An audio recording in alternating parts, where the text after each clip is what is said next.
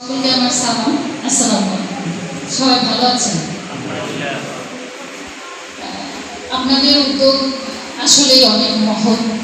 আমরা শিক্ষা প্রতিষ্ঠানের সাথে যারা জড়িত আছি, করোনা পরিস্থিতিতে তখন আমি চাকরি করতাম, আমার নিজের প্রতিষ্ঠান ছিল না।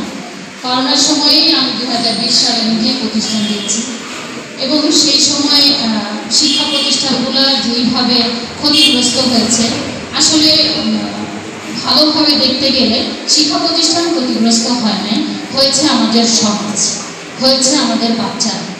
সেই সব বাচ্চাদেরকে আমরা যখন এখন 9-10-এ পড়াতে যাই, 2 বছর ওরা পড়াশোনা থেকে দূরে ছিল, ওদের কত ক্ষতি হয়েছে। ওরা অনেক কিছু জানে না, যেগুলো আমাদেরকে ওদের 9-10-এ পড়াতে হয়। আর 4 বছরের পড়া 2 বছরে আমরা কখনোই শেষ করতে পারি নাই।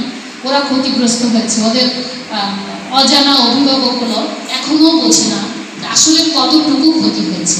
আমরা বুঝি, আমাদের শিক্ষকরা বুঝেন। শিক্ষকদেরকে আমরা প্রতিষ্ঠান প্রধান সবসময় বলে যাই যে আপনারা কী করছেন, ওদেরকে পড়াতে পারছেন না, শেখাতে পারছেন না। আসলে যে 2 বছরের গ্যাপ ওদের কাছে রয়ে গেছে, সেটা তো কাটিয়ে ওঠা কোনোভাবেই সম্ভব না। আমরা ক্ষতিগ্রস্ত হলেও আসলে আমাদের সমাজ ক্ষতিগ্রস্ত হয়েছে, বাচ্চারা ক্ষতিগ্রস্ত হয়েছে।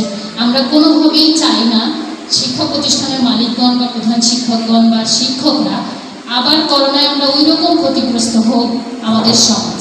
আপনারা এগিয়ে এসেছেন, আপনাদের জন্য সাধুবাদ। খুবই ভালো লাগছে আমাদের। আমরা সকল শিক্ষকরাই আপনাদের পাশে থাকি। আমরা চাই আগে থেকে প্রতিরোধমূলক ব্যবস্থা গ্রহণ করে করোনা যেন আমাদের দোরগোড়ায় না আসে। সবাইকে ধন্যবাদ। আসসালামু আলাইকুম।